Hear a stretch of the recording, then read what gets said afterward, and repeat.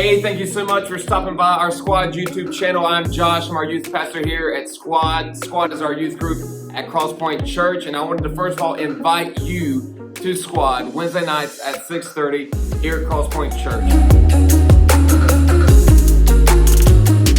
Again, thank you so much for stopping by. We hope that you enjoy this week's message from Squad at Crosspoint Church.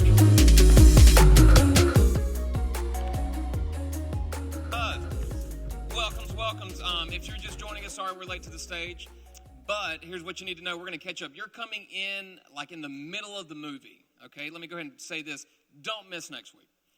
We're going to talk about sex next week at church. I know. Yeah, we've lost our minds and everything else. Don't miss next week. I would love for you to remind your parents of this. If they come to church on Sunday after each service, I'm going to meet with them to talk about what we will discuss on Wednesday, all right? So please don't miss next week. Cool? Cool. All right, so we are in this series called Right the Ship if it's your first time or first time in a long time. And we do it every February because we know that your relationships are making an impact on what decisions you make every day, okay? So with that being said, let me catch you up briefly, but you can go back to our YouTube channel and watch those messages to get the authentic information. But here you go. We said this quote right here to be on the screen for you, and this is kind of like the summary of our entire series, and it's this: your past will sneak into your present and start affecting your future, all right?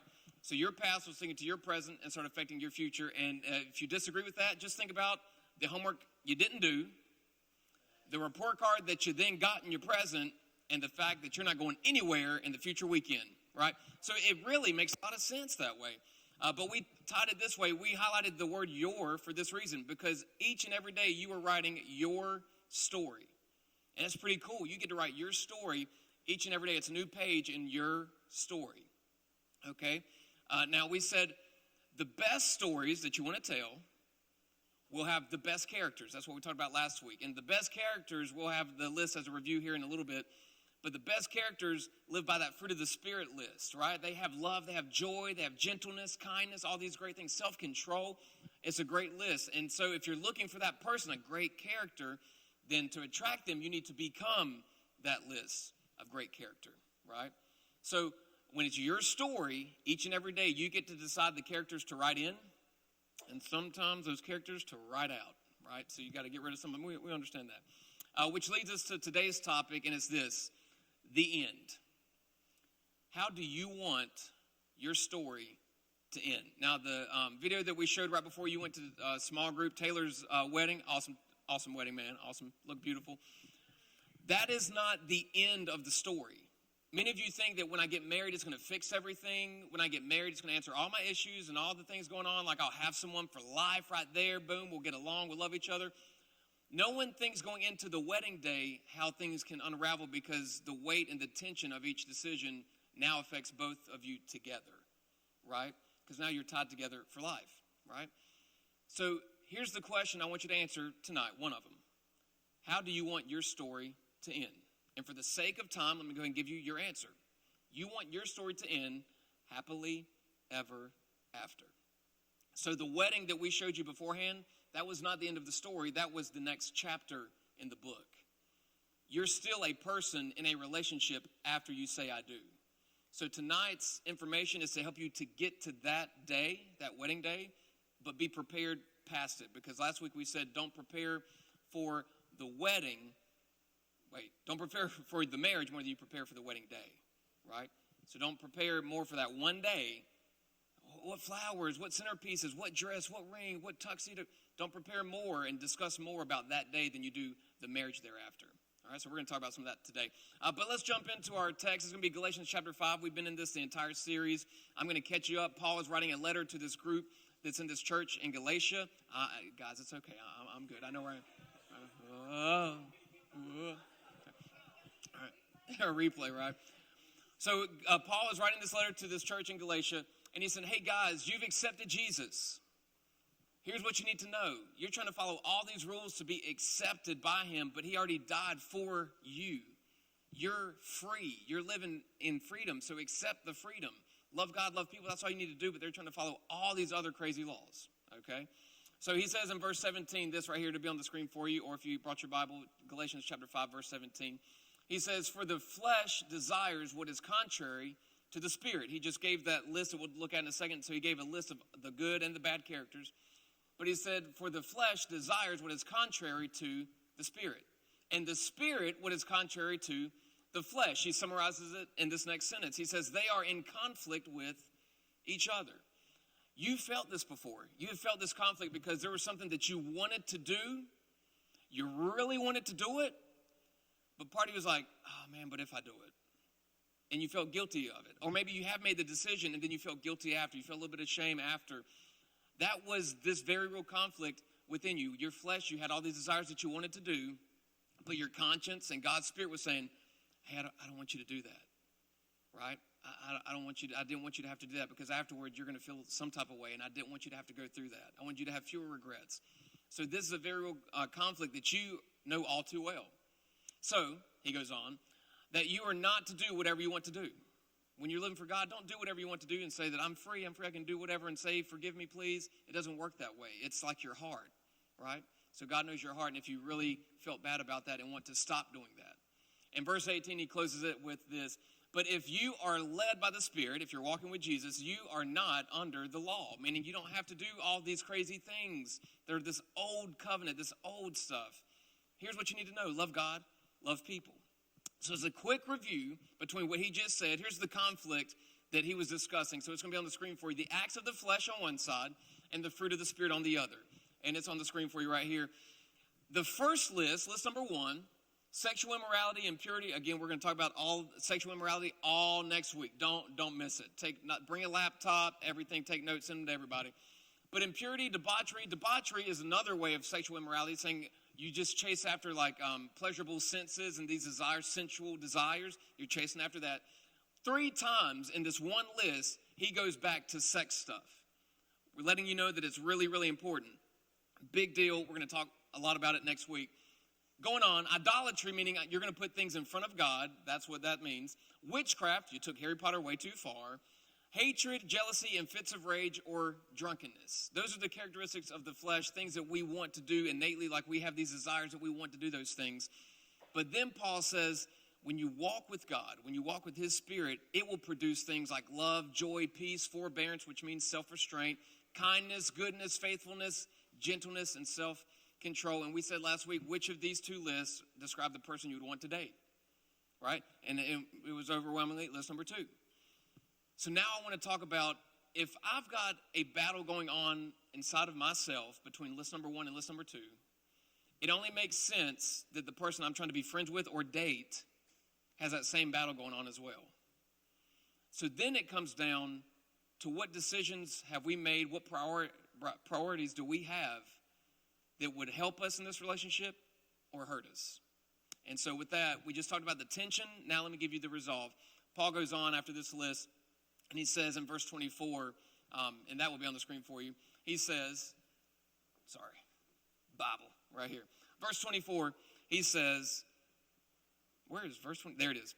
Those who belong to Christ Jesus have crucified the flesh with its passions and desires. Those who belong to Christ Jesus have crucified the flesh with its passions and desires. So he identifies the people I'm talking to are those who belong to Christ, those who are in relationship with Christ. These are only people that this applies to. That's who we're talking to in this passage. Those who belong to Christ have crucified those fleshly, sinful desires. That first list, you've crucified them, meaning you've put them on the wall or on the cross. You've left them there, and God has forgiven you for those things if you've done them in your past. But you're saying, I may still be tempted by these things, but I'm going to honor God more than be tempted by these things. So I'm going to choose these things, okay? And if you've made some decisions in your past where you've done some of those things in the list and you feel the shame and the guilt for it, here's the great news. When you belong to Christ, you're forgiven. It's gone. He sees you as a new creation and you're living every day for him. That's why in your story, each day you get to write a new page. And after all these pages, new chapters, new experiences. And that's why his love is so graceful, so forgiving. It's really cool. So when you belong to Christ, you get to tell the best story. But when you belong to Christ, you're making all these decisions, say, God, I'm putting you first. So here's my question for you tonight, the second question. Who do you belong to? Are you going to belong to Christ and try to live by that second list? Or do you belong to the friends that you're around? Do you belong to your text messages, even the pictures? Do you belong to your social media account? Do you belong to the person you're dating? Who do you belong to? Because who you belong to will determine the decisions you make. But it's your choice because it's your story. So who do you belong to? He goes on and says, since we live by the Spirit, let us keep in step with the Spirit. Let us not become conceited. Here's what that means. Don't accept Jesus into your life and then turn the cold shoulder to everyone else who you know ain't living right. Don't turn a cold shoulder and reject people, because here's what you need to know. In a room this size with this many people in it, we have covered all the sins. Like if we went down the list and we had one list and each one got to go up there, we could go check, did that twice, and by the time everyone went through the line, we'd have them all covered. So you're not better than anyone. But his grace sustains everyone. And he forgives you when you accept him. So there's no reason to go to school tomorrow and be conceited and say, oh, I'm a Christian, I can't talk to you. That's not what this is about. Jesus said, love God, love people. That's what we should do.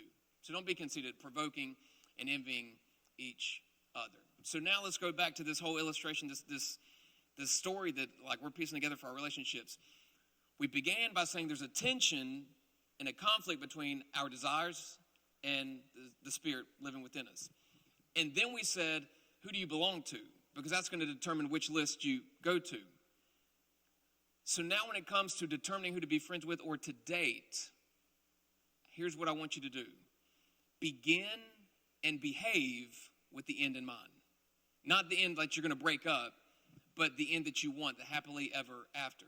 So begin dating who you want to date, understanding that your goal is to get to that happily ever after, the characteristics that person will have, and that's what you're striving toward because you want to end happily ever after. And if they don't meet that list, then maybe sometimes it needs to be a breakup. So here's what I told our middle schoolers earlier. What is it called whenever a relationship comes to an end? A breakup, not a breakdown. Break up to the next level. Hey, we learn from each other. It could be this. It could be that I'm a great person and you're a great person. We're just not that great together, right? And maybe you need to jot that down, ladies. Hey, next time it's not working out. Hey, you're a great person. I'm a great person. We're just not great together. We need time to grow apart. Yeah, there you go. But here's what probably happened that got you into that decision or the behavior, dating that person. Here's what it was. It began this way. You thought to yourself, sitting in class or walking down the hall, man, they're cute. I think I'm cute. We should be cute together, right?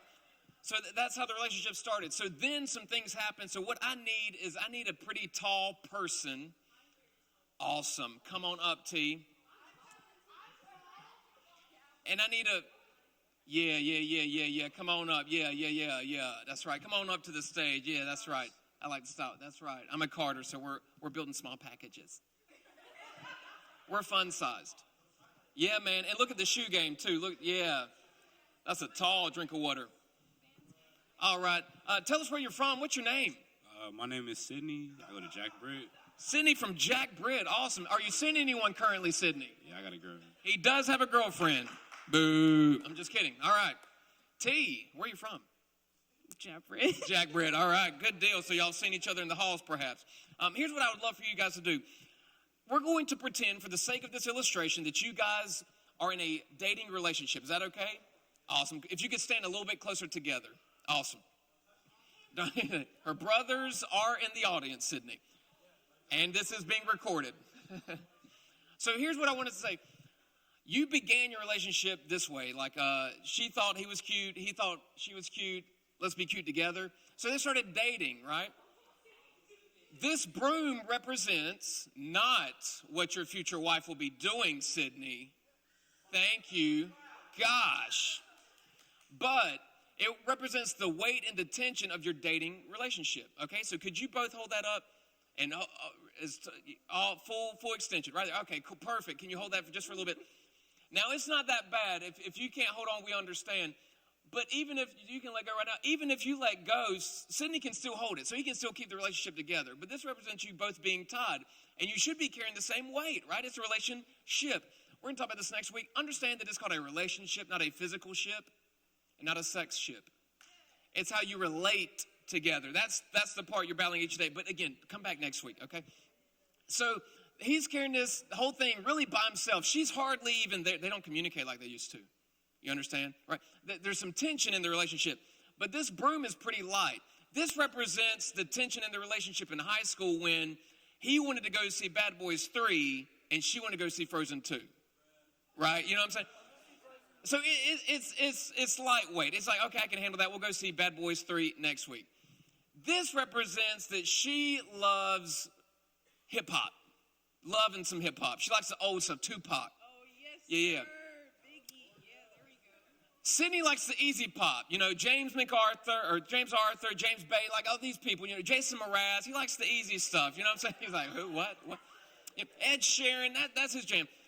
So there we go. Justin Bieber. But this represents like our interests in like movies and TV shows, right? Where we eat at. It's pretty lightweight.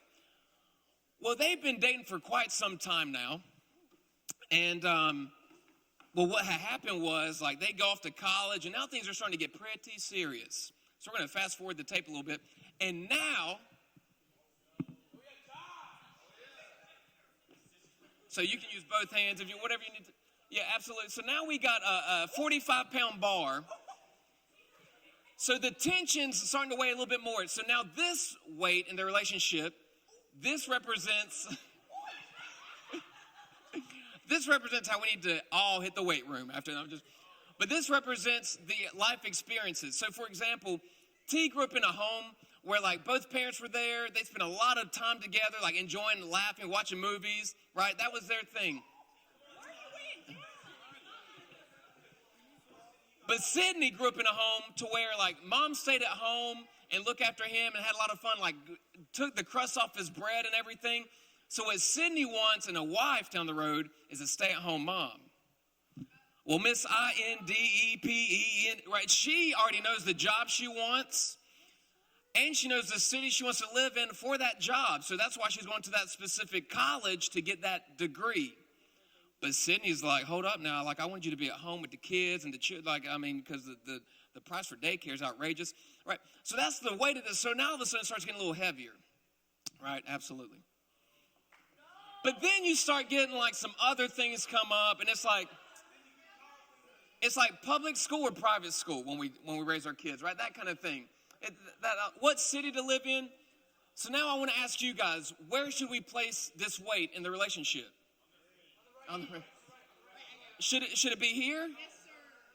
Because he was carrying the weight of it a lot. So he's a stronger one for this example, but she wasn't doing a lot. So this whole time, like, so maybe we should put it right here. All right, yeah. Okay, cool. That looks good. But then they remembered this relationship discussion from week 3 of Right the Ship when they were in high school with Jack Britt from this youth pastor at Squad. And then they said, I belong to Christ. But here's the thing. T decided that she's like made that decision tonight. Like, I'm going to belong to Christ in all my relationships. So she's like, hey, I'm going to live this way. But Sydney, like, kind of forgot about God down the road. And just for an example, Sydney, we know that you love Jesus, right? That's absolutely right. But all of a sudden now, like, God is a big part of T's relationship. But now he's upset because every Sunday she's going to church. Then they raise their kids. She wants her kid to be raised in church. Don't drop that weight over there, T. And then he doesn't want all of our money to go to paying tithe to the God that he doesn't go to the church for. So where should we place this weight? Because she wants to go to church, but Sydney's like, I don't want to go to church, right? Where do you want it at, Sydney? It's only right that she would have to do it, right? Yeah, because she's the one that wants to, absolutely. But she compromised to still be with you, even though all of a sudden it wasn't what she thought and wanted, but she's still trying to be with you. So maybe it needs to go over here because you're the stronger one, right? You know what I'm saying? Absolutely. Okay, so for the sake of this example, we'll save you the 25 pounds. I'll take this one off. Don't do me like that. There you go. And you can put the bar down. Can we give them a big hand for the example? That's right. You can go check our medical team for hernias right there. So here's what I want to leave you guys with. There's a verse that says this in 2 Corinthians 6:14. It says, don't be unequally yoked. And being unequally yoked, here's what you need to know. A yoke was like this big brace that would go around an oxen, okay? And usually you would put two oxen together, right, to get some farm work done, and you carry heavy equipment. So you would ideally put two oxen together that had the same size and same strength and can handle that kind of load. That would be equally yoked. Unequally yoked would be if you had a big, strong oxen and then like a calf oxen. Now the big, strong one has to carry the weight of the little one, and they can't get a lot of work done because now they're just going in circles. So what I wanted to say to you, and I'm not trying to say like bring your relationship to an end, because I am the godfather of a little boy whose parents met in middle school and got married. Great love story, right? So it can happen. But I'm saying that you need to begin and behave in your relationships with the end in mind. And understanding that, yeah, God's important to me because you made that decision tonight or previously that he's going to be important to me in my relationships. So I want to be equally yoked, because if I'm in a relationship with someone who doesn't have a relationship with God, chances are they're going to pull you from list number 2 into list number 1. But Josh, I'm going to, no. I'm going to pull them from list number 1 into list number 2. I hope you do. And there's some scripture that talks about relationships like that. But you need to understand the weight of that decision. When God's involved, it's not the 10-pound weight. It's not the 45-pound bar. It's the culmination that we're doing this thing together, and someone in those big, value, life-changing decisions has to carry the weight. So when you make that decision of who you're going to belong to, and you don't agree on the major values, core values in your life, someone's got to carry that weight. And you can go back and forth on who would be fair for it to go, whose side's going to carry it. You can do that all day. And you can have great claims. But I'd rather you just begin and behave in your relationships with the end in mind. So 2 action steps that I'd love for you to take, and this is going to be tough to hear. If you're in a relationship with someone who is pulling you into list number 1, you might need to break it off. And here's all you have to do. If you have friends like that, here's all you have to do. Is if you're deciding tonight, or you've already decided, I belong to Christ, that's how I'm going to make my decisions, he's important to me, here's all you have to say. When they say, hey, let's go to this party this weekend, their parents are gone, they're going to have some drugs, some alcohol, it's going to be a good party. You know what I'm saying? I want us to be like when we first met. Remember when we first met? Yeah, that was crazy. I can't remember all of it, but I want that night. I want to relive it. Maybe I can remember it. All you have to say is this: I don't belong there. Because you made the decision tonight or long ago that I belong to Christ. And so, simple response. Hey, you want to go to this? Hey, I know where we can get some goods.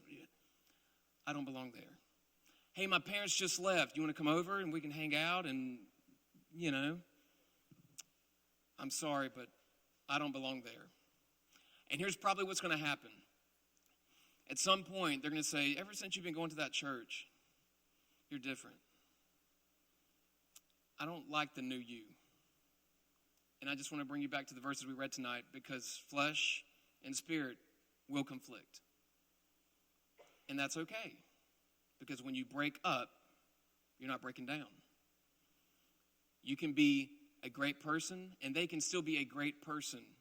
But when it comes to those great values that you have for yourself, you can say, we're just not great together. We can be friends. I don't belong there. Make sense? With that being said, if you would, bow your head. Let me pray for us.